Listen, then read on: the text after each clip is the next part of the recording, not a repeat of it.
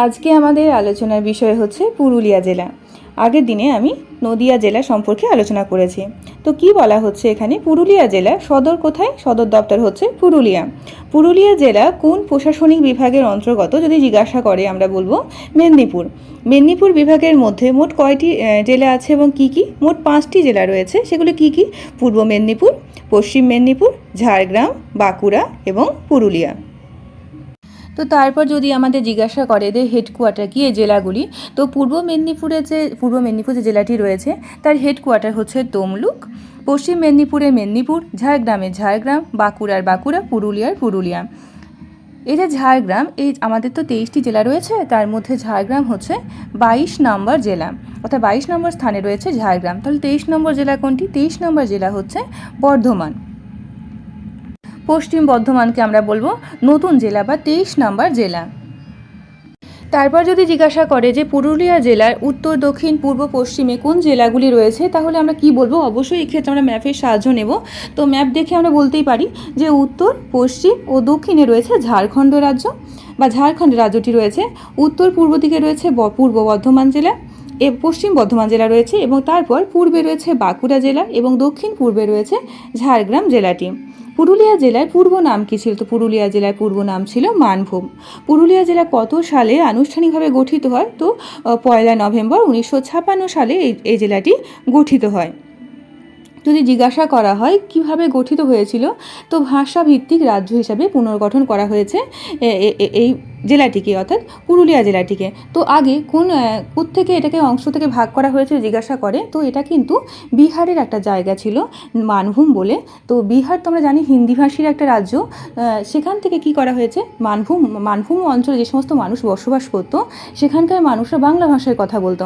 তো সেই জন্য পশ্চিমবঙ্গে যেহেতু বাংলা ভাষাভাষী মানুষ রয়েছে, তো সেই জন্য মানভূমটাকে আলাদা করে নেওয়া হয়।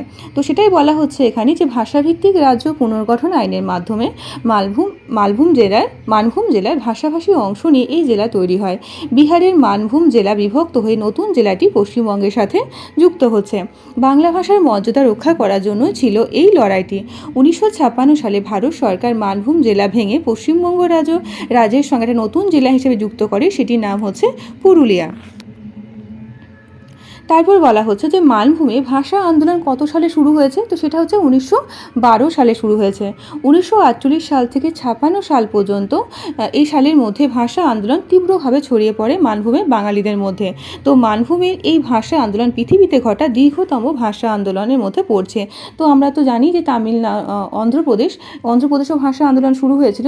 তো সমস্ত ভাষা আন্দোলনের মধ্যে সবথেকে দীর্ঘস্থায়ী, যেটা বলছে দীর্ঘতম ভাষা আন্দোলন হচ্ছে কিন্তু আমাদের এই পুরুলিয়া যে জেলাটিকে যে গঠিত হচ্ছে সেই ভাষা আন্দোলনটি দীর্ঘতম। 1956 সালের আগে এখন যেটিকে পুরুলিয়া বলছি সেটা কার অন্তর্ভুক্ত ছিল? তো সেটা বিহার ভূখণ্ডের মধ্যে অন্তর্ভুক্ত ছিল মানভূম একটা অঞ্চল হিসাবে। তারপর বলা হচ্ছে পুরুলিয়া জেলার সাথে পশ্চিমবঙ্গে কয়টি জেলার ভৌগোলিক সীমানা রয়েছে? তো 3টি জেলা রয়েছে। একটা বাঁকুড়া, পূর্ব দিকে রয়েছে বাঁকুড়া, উত্তর পূর্ব দিকে রয়েছে পশ্চিম বর্ধমান, এবং দক্ষিণ পূর্ব দিকে রয়েছে ঝাড়গ্রাম। কর্কটক্রান্তি রেখা, তো আমরা তো কর্কটক্রান্তি রেখা জানি। কর্কটক্রান্তি রেখাকে আমরা ট্রপিক অফ ক্যান্সার বলছি, 37 ডিগ্রি এটার মান। তো এই কর্কটক্রান্তি রেখা কতগুলো জেলার মধ্য দিয়ে চলে গেছে? তো নদিয়া, পূর্ব বর্ধমান, পশ্চিম বর্ধমান, বাঁকুড়া এবং পুরুলিয়া, এই 5টি জেলার মধ্য দিয়ে গেছে। তো তারপর যদি আমাদের প্রশ্ন করে যে কর্কটক্রান্তি রেখা পুরুলিয়া জেলার অ্যাকচুয়াল কোন জায়গাটি দিয়ে গেছে, তাহলে আমরা বলবো আদ্রা কাশীপুর এই জায়গাটির ওপর দিয়ে গেছে। এখানে কি বলা হচ্ছে যে পুরুলিয়া জেলার আদ্রা কেন বিখ্যাত? তো এখানে রেলওয়ে জংশনের জন্য এটি বিখ্যাত। পুরুলিয়া জেলার কয়টি বিখ্যাত নদী কি? তো সুবর্ণরেখা, কংসাবতী, শিলাবতী, দ্বারকেশ্বর, দামোদর, এই নদীগুলো ওই এলাকাটা দিয়ে প্রবাহিত হয়েছে। পুরুলিয়া জেলার প্রধান পাহাড়গুলি কি কি পাহাড় রয়েছে? এখানে অযোধ্যা পাহাড়, পাঞ্চেত পাহাড়, বাঘমুন্ডি পাহাড়, ভান্ডারি পাহাড় রয়েছে। যদি জিজ্ঞাসা করে অযোধ্যা পাহাড়ের সর্বোচ্চ শৃঙ্গটির নাম কি, আমরা বইয়েতে পাচ্ছি গোর্গাবুরু বলে লেখা রয়েছে, কিন্তু গোর্গাবুরুর থেকে নতুন যেটা আপডেটেড ভার্সন সেটি হচ্ছে চামতাবুরু। তো যদি বলা হয় অযোধ্যা পাহাড়ের উচ্চতম যে শৃঙ্গটি সেটি হচ্ছে সর্বোচ্চ শৃঙ্গ হচ্ছে চামতাবুরু, এই জেলার মধ্যে রয়েছে। এবং পশ্চিমবঙ্গের পশ্চিমাঞ্চলের সর্বোচ্চ শৃঙ্গ, পশ্চিমবঙ্গের পশ্চিম অঞ্চলে, কারণ ঝাড়গ্রাম যে পুরুলিয়া এই জেলাটি কিন্তু একদম পশ্চিমবঙ্গের পশ্চিম দিকে অবস্থিত। তো সেই জন্যই বলা হচ্ছে পশ্চিমবঙ্গের পশ্চিম অঞ্চলের সর্বোচ্চ শৃঙ্গ হচ্ছে চামতাবুরু। তারপর বলা হচ্ছে দামোদর নদী তো প্রবাহিত হয়েছে ওই জেলার মধ্য দিয়ে, তো দামোদর নদীকে আমরা বাংলা দুঃখ বা সরো অফ বেঙ্গল আমরা বলে থাকি। তারপর পুরুলিয়া জেলায় কী ধরনের অরণ্য আমরা দেখতে পাই, তো ক্রান্তীয় অরণ্য আমরা মূলত সেখানে দেখতে পাই। কী গাছপালা দেখতে পাই সেখানে, শাল, আসান, কুসুম, বহেরা, আমলকি, মহুয়া, পলাশ, এখন তো চারিদিকে পলাশ রয়েছে, পলাশ, জাম, শিমুল, শিরীষ, অর্জুন, হরিতকি, নিম, এই সমস্ত গাছপালা আমরা দেখতে পাই। তারপর আমরা জানি যে ছৌ মুখোশের জন্য বা ছৌ নাচের জন্য পুরুলিয়া বিখ্যাত। তো সেটাই বলা হচ্ছে ছৌ মুখোশ ভারতের পশ্চিমবঙ্গ রাজ্যে পুরুলিয়া জেলার একটা সাংস্কৃতিক একটা ঐতিহ্য। পুরুলিয়াতেও ছৌ নাচ দেখা যায়, ঝাড়খণ্ডেও দেখা যায়, আবার উড়িষ্যাতেও দেখা যায়। তো পুরুলিয়ার ছৌ নাচের সঙ্গে উড়িষ্যার যে ময়ূরভঞ্জের ছৌ নাচ হয়, তো তার কি পার্থক্য? তো মূলত পার্থক্য হচ্ছে মুখোশ এবং পোশাক আদির জন্য পার্থক্য আমরা লক্ষ্য করে থাকি। এই যে ছৌ নাচটি হচ্ছে, তো ছৌ নাচটি কোন ঘটনাকে কেন্দ্র করে এই নাচগুলো করা হয়ে থাকে? তো রামায়ণ, মহাভারত, পৌরাণিক কাহিনী, চরিত্রে রূপায়ণ করা হয়ে থাকে, যেমন রাবণ, মহিষাসুর বধ, এই সমস্ত দুর্গা, গণেশ, এই সমস্ত দেবদেবীদেরকে নিয়ে কিন্তু এই ছৌ নাচটি করা হয়ে থাকে। তারপর বলা হচ্ছে শিল্পকলা। তো কি বলা হচ্ছে যে ছৌ নাচ হচ্ছে, তো তার যে সাজ সরঞ্জাম এগুলো কি কোত্থেকে আসে না, পুরুলিয়া জেলার বাঘমুন্ডি ব্লকের চরিদা গ্রামেটা একটা গুরুত্বপূর্ণ একটা জায়গা, যেখানে মুখোশ তৈরি শিল্পের জন্য সঙ্গে যুক্ত আছে। ওই চরিদা গ্রামেরই মানুষরা এই মুখোশ সমস্ত কিছু তৈরি করে। পশ্চিমবঙ্গের সর্বপশ্চিমে অবস্থিত জেলা কোনটি? তাই যে একটু আগেই বললাম, সেটি হচ্ছে পুরুলিয়া। অক্ষাংশ ও দ্রাঘিমাংশ কথা কি বলা হচ্ছে? দক্ষিণে 22°43' উত্তর অক্ষাংশ থেকে উত্তরে 23°42' উত্তর অক্ষাংশ এবং পশ্চিমে 85°49' পূর্ব দ্রাঘিমা থেকে পূর্বে 86°54' পূর্ব দ্রাঘিমার মধ্যে এই জেলাটি অবস্থিত। তারপর বলা হচ্ছে এই জেলার মোট ভৌগোলিক আয়তন কত? তো 6252 বর্গ কিলোমিটার।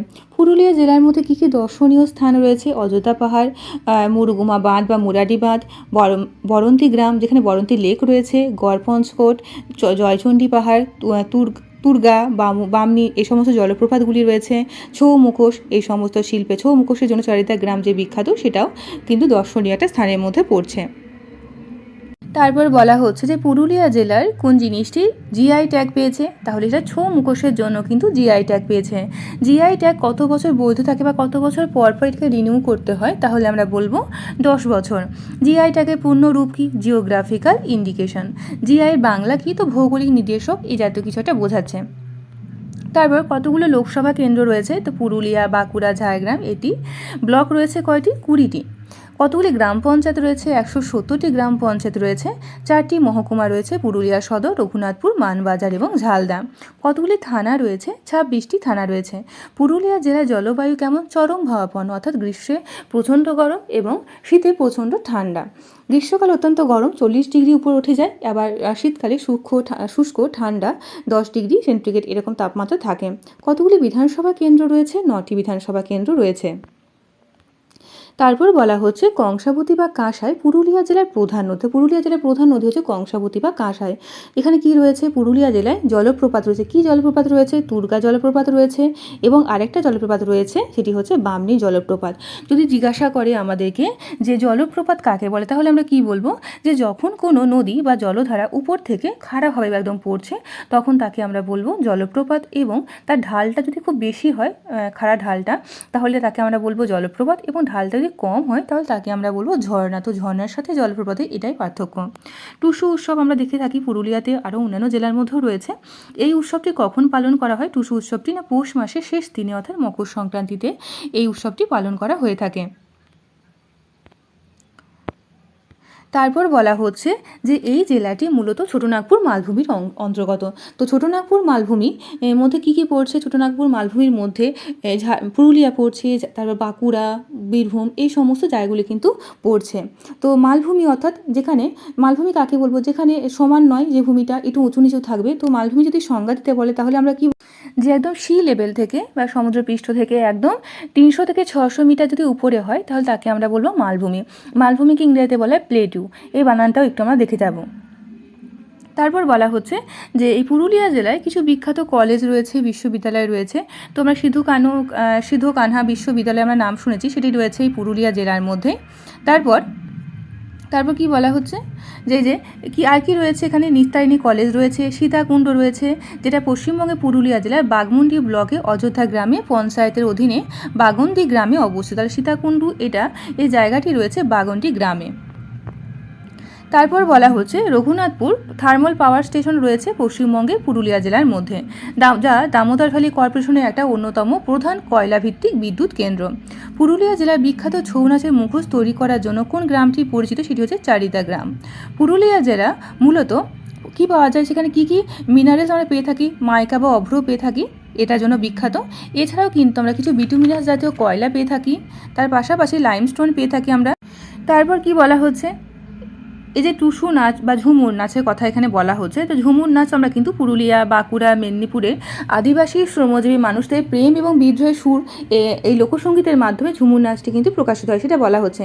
ছৌ নাচ এখানকার বিখ্যাত। কিছু উল্লেখযোগ্য ব্যক্তিত্বের নাম বলা হয়েছে, অতুল চন্দ্র ঘোষ, ইনি ভারতের স্বাধীনতার সংগ্রামে একজন কর্মী, লোকসেবক সংঘের প্রতিষ্ঠাতা, বাংলা ভাষা আন্দোলনের সঙ্গে যুক্ত। যে ভাষা আন্দোলনটা আমার পুরুলিয়া জেলাকে কেন্দ্র করে হয়েছিল, সেটা সঙ্গে ইনি যুক্ত রয়েছেন।